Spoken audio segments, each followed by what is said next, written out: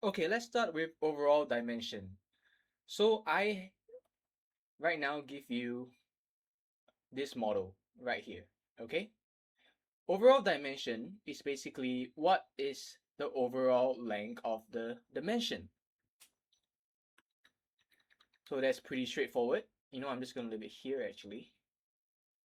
Now, what is auxiliary dimension?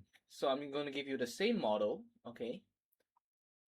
And then now, I am going to give you two different dimensions. This part and this part. Let's just call it 10 and 12, for example. So actually, and in fact, a lot of drawing blueprints, drawing file, especially maybe in your CT4, they will not give you the overall dimension, but rather they will give you dimension as shown in this second diagram over here. So with this diagram, you can actually determine the overall dimension. So essentially, if I would do math, A equals to 22.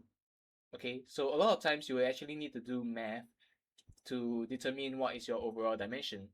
And this is something that CT2, the tutorial, will actually cover on. So auxiliary dimension is basically, even though by doing math, you can already do or get the overall dimension, I still decided to give you the overall dimension. But this time, I'm just gonna leave it in open and close bracket. And that's actually what auxiliary dimension is all about. It's basically I am giving you information that can already be deduced by using math, but because I'm a nice and kind engineer drawing this blueprint, I'm just gonna give you the overall dimension instead. Projection dimension.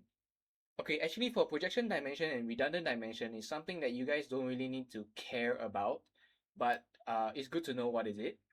So projection dimension, for example, so let's say right now I draw a cube. So what do we know about cube? We know that cube, all sides are equal. So let's say, for example, one side equals to 8. Projection dimension is basically based on what you are seeing right now, what is the length of this? Okay, so basically based on this drawing blueprint, let's say for example the length is now 4, but actually the side of the cube is 8. It's just that when it's being reflected onto the drawing file, it is now 4. So this is projection dimension. Nothing to really take note of because I don't think it'll be tested in your MCQ, but this is just what it means. What's the benefit of it? To be honest, I have no idea. I also think it's a little bit dumb, but if it exists, it's good to know. Redundant dimension is basically, for example, okay, I'm just gonna give a really ridiculous example. Is let's say I draw a square, okay? I'm gonna label this side as 8, and then uh, you more or less know it's a square, okay?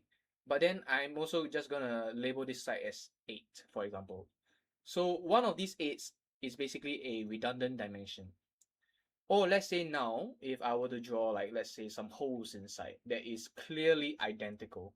A lot of times engineers, they are just gonna make you assume that they're identical. Or rather, if they never specify, they will actually it's actually normal to assume that these circles are identical. So basically, let's say I put 4 times, let's say, diameter 10. Then that means these 4 circles are 10 in diameter. But a redundant dimension is basically, I'm just going to just put another 10 over here. So this is what redundant dimension means.